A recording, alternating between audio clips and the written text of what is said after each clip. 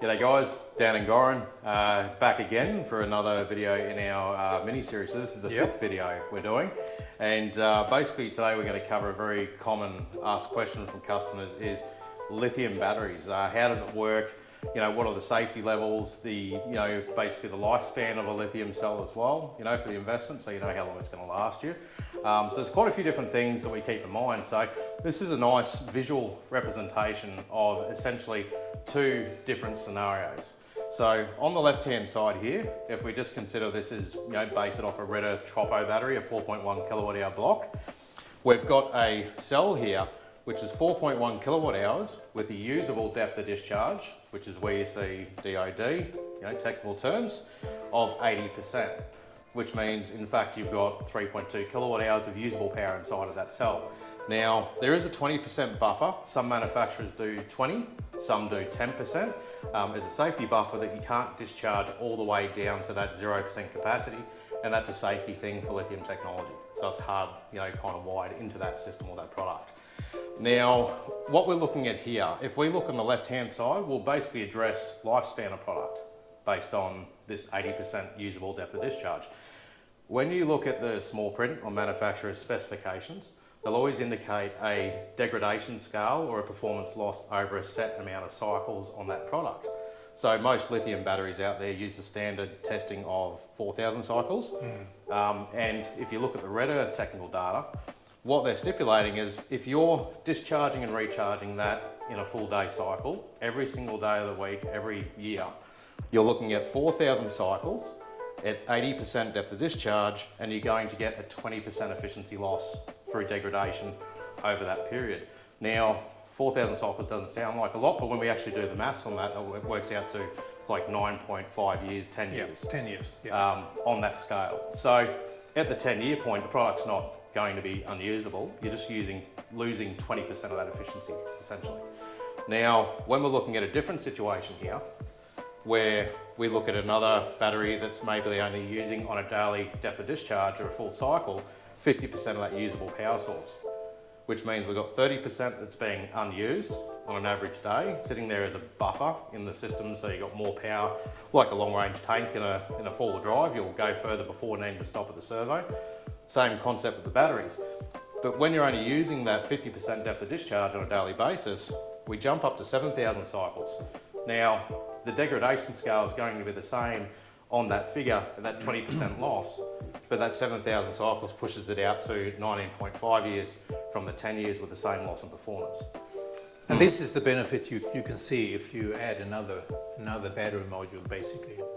You will have this scenario here, so you extend the whole battery capacity lifetime by nearly 10 years. Which is a really good way to do it, and that's the idea behind scaling systems too, to suit the investment. One saying really rings true when it comes to this that I like to use a fair bit is cry once. You know what I mean? Like if you kind of get that expense out of the way at the start, then you know that system's going to last you for a very, very long time before needing to, obviously replace the cells as well. So it's a big play on that kind of longevity. Not a sales tactic. It just comes down to, are you going to be in the property in 20 years? Do you want them to last 20 years? Things like that you've got to consider in the purchase. So your autonomy, obviously at that 80%, when we go back to the second video of the series. The sizing tool. The sizing tool. So 80% is what you guys use as a standard calculation, Yep. And that gives you about 1.5. 1.5, sometimes up to 2 days. Days of autonomy. Yep. And with that one, what are we looking at there with extra batteries? 2.5 days autonomy. And that means basically you can do normal household routines run by the batteries for up to 2.5 days. That is, of course, not a realistic scenario. Normally, when we have those situations with bad weather, storms coming over, you tend to use less electricity, cut down the household routines just to keep the battery capacity a little bit longer. Yeah, correct. Yeah, perfect. So that kind of explains lifespan of the product and lithium technology. It's going to be roughly the same with most manufacturers out there. Now, fun fact, when it comes to battery technology, so lithium has actually been commercially available to the residential and commercial market since 1991. So, there's a lot of misinformation out there as far as lithium. It hasn't been around long enough to even, justify providing a 10-year warranty, things like that. So it actually has been around longer. It's actually been around for much longer than 1991, but that was when it first became commercially available to average Australians or people around the world. Yeah. Another fun fact is that actually 52%, I think it is, of the world's lithium comes from here in Australia, and unfortunately we ship them overseas, mostly to China, I would say, and they come back in battery modules. Yeah, that's right. And when you're looking at different types of lithium technology, and just to clarify, there's multiple different chemistry versions of lithium, so there are different variances. Now, it's been clearly proven that LFP, so we're looking at lithium iron phosphate. So it's a bit strange when you look at that little LFP because it doesn't actually have LIP. That's the safest technology, and that's pretty much all the batteries that we choose in our product lineup are CZ approved, and they're LFP technology to ensure they are a safe product as well. And once again, it's been one of the longest standing lithium technologies available. So that's a good thing to kind of get your head around.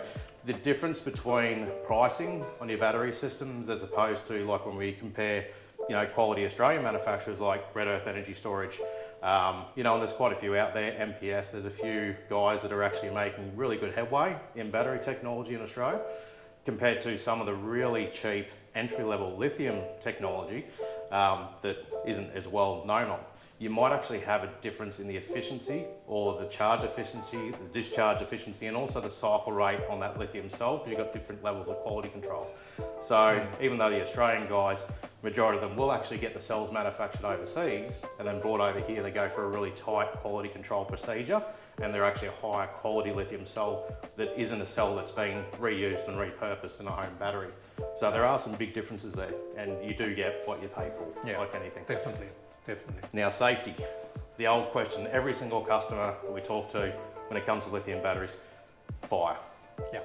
So, one thing to understand about this is in the course of lithium batteries becoming commercially available in 1991, there has been one manufacturer in the industry that's been subject to a recall.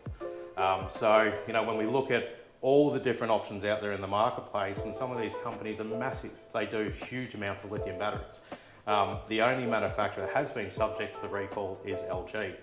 Now, lithium fires are generally caused by a few different things, and that'd be thermal runoff is the main cause. It could be overcharging, it could be some kind of mechanical malfunction in the manufacturing process.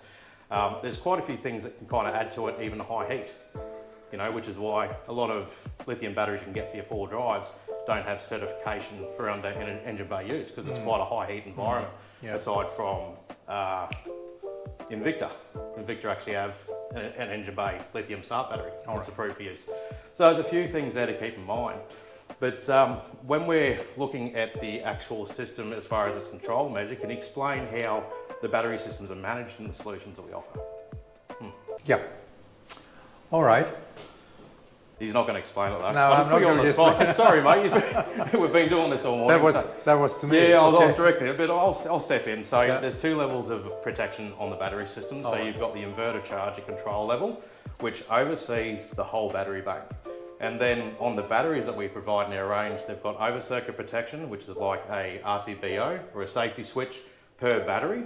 So if there's a thermal condition, electrical short, something there that's operating outside of its nominal kind of characteristics, it'll simply trip and shut down that battery system before it becomes a hazard. That's a really important thing for home safety as well. So you've got multiple levels of control.